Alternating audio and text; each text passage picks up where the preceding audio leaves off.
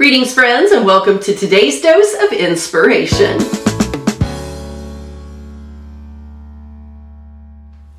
Today we are continuing on with our study of the different names of God and learning some new facets of God's character by how He chose to reveal Himself to us. Today we're turning to Genesis chapter 15 to see how God chose to reveal Himself to Abraham. Abraham is a mighty patriarch of the faith. As a matter of fact, a lot of times when you're reading even through the New Testament, you will see that God is often referred to as the God of Abraham, Isaac, and Jacob.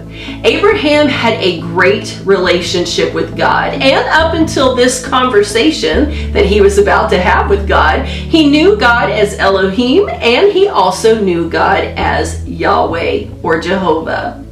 Up until this point, Abraham didn't quite have the picture of just how mighty God really was.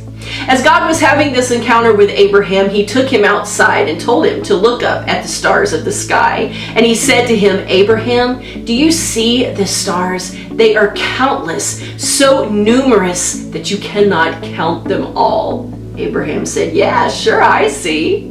God said, "Abraham, I am giving you a promise right now that your descendants shall be like the stars of the heaven, too numerous to even count." Now, at this particular moment, I'm sure a lot of doubts flooded Abraham's mind because Abraham, by this point, was an old man. Abraham certainly didn't believe that his descendants could be as numerous as the stars in the sky because up to this point, he had not yet even had one child. Not one. As a matter of fact, Abraham responds back to God and says, "Lord, how can this be, seeing that the only person around me who is even worthy to receive everything I have when I die is a mere servant in my home?"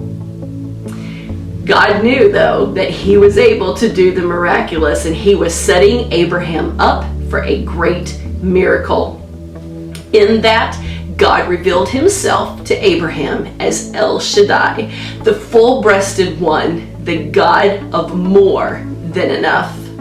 You know, it took a lot to believe that God had the ability to create something in Abraham and Sarah's bodies that could actually give them a son in their old age. But God was trying to reveal to Abraham, "Listen, I'm more than enough. I am more than able. I am the full-breasted one." That is pretty significant. Think about a nursing mom. When you think about the full-breasted one who nurtures her children, not only does she provide comfort in her bosom, but she also provides every resource for what that growing child needs. And it is the same way with God. God was showing Himself as the one who was more than able to provide the miraculous if Abraham could only believe. When Abraham got a snapshot of God's character in this way, when he looked at Him now as the full-breasted God who is more than enough, it started to activate a faith in him that he would need to believe for the miracle.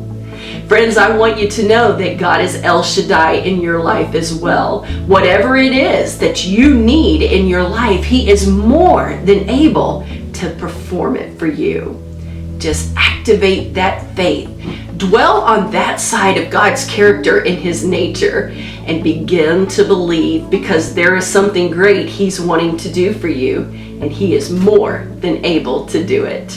I want to thank you so much for tuning in today. I want to encourage you to come back tomorrow as we will look at another name for God. Thank you so much for spending time. Until next time, I pray that you will walk in the favor and the blessings of the Lord. See you soon.